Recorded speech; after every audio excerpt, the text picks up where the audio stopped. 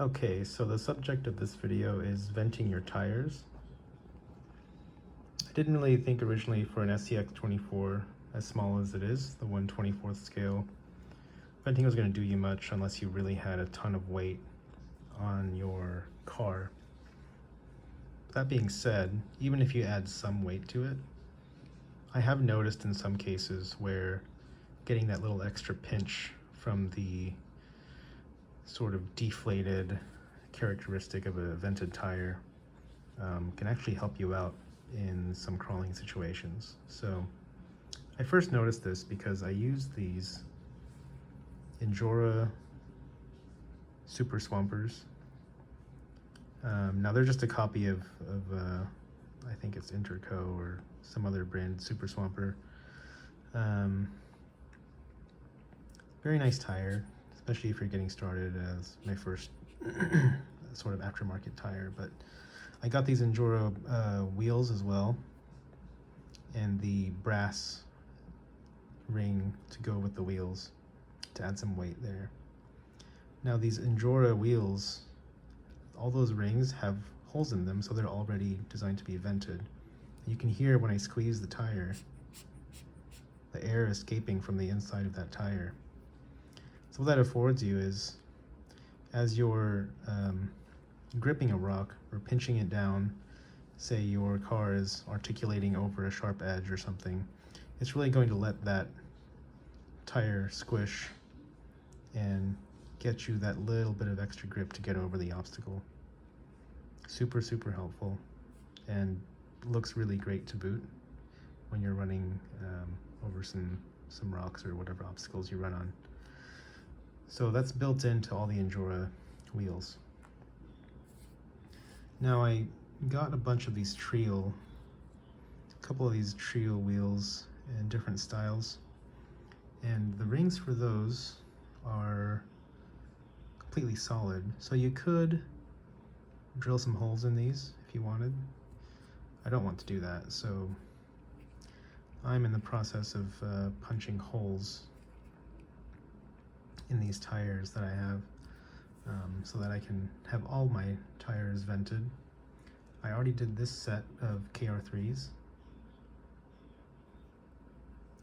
Let's see if we can find the hole. I think you can see one right there. And you'll want to do 2 holes, generally on the opposite sides from each other.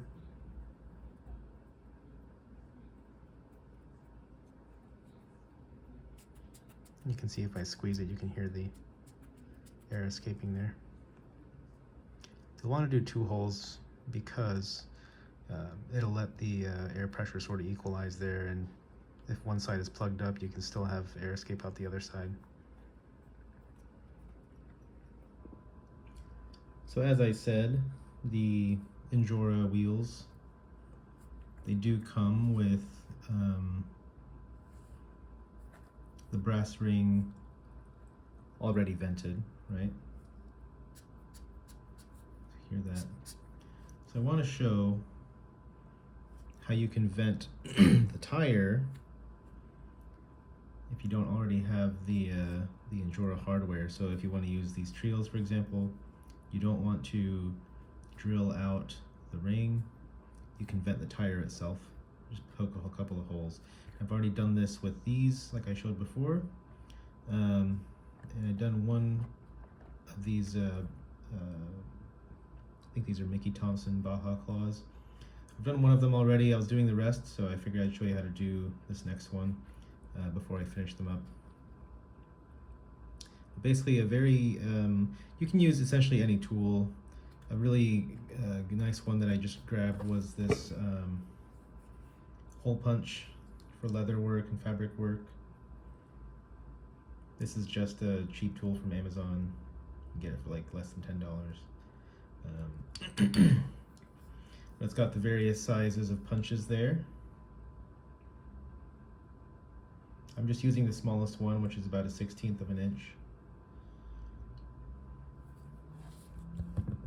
Now this material is so soft, you're going to have to punch it, you know, give it a couple of good squeezes there on the handle. But essentially I try to look for a spot that's in between the lugs. I just don't really want to interfere with the lugs so that I can maintain that sort of aesthetic quality of the tires. You can do it however you want, but that's just how I approach it. Slide the punch in there. Get the top of that in between the lugs. You can kind of see how I've got this situated, and then good to go. Just punch it. You heard that cutting through. I just give it a couple of other extra squeezes just to make sure it's actually cut through the material, and you're done. So now I like to go in and flip this tire inside out so I can see the area where I punched the hole. So now you can see that little dot there.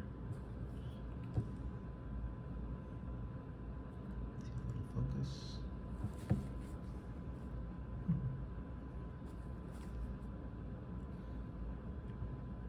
Yeah, basically you've got a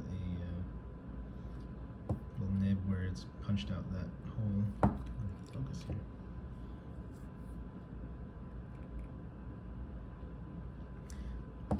What you'll need to do is just tear that out. It's already loose, so you can just pull it off. There's our little nib. And got a little hole in the tire there now. You can see that.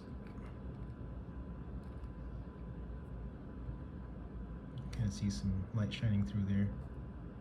Okay. So once you've done that, just go to the complete opposite side. Do the same thing with your punch.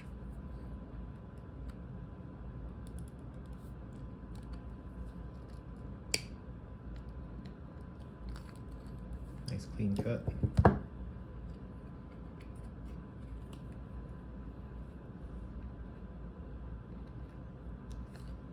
that out. There you go. So we've got the two sides vented now. There's one, and then where's the other one? Kind of see it. So you can see the hole on that side, and then you can kind of see on where my thumb is, there's the other hole. Okay. So that's all good. At that point, you can just reassemble your wheel and your tire, put your foam back in. One note that I have heard with these, you know, once you have the holes in your tires after they're vented, you've got more chances of dirt, mud, water, crap getting into the tires and getting your foams dirty. So I'll probably just have to check these periodically. I do have some new foams coming in from Carla Innovations that I'm going to replace these stock foams with. Another option is the Flubber Stuffers tire inserts, so they're not using a foam, so the having water and dirt and whatnot is not really going to affect the performance of the inserts. So other things to consider there, but yeah, just wanted to give a quick sort of show and tell of what I'm doing. Hopefully it's helpful for any other new people getting into the crawling hobby, and yeah, and that's it. Hope you get out there and get dirty with your crawlers. Thanks.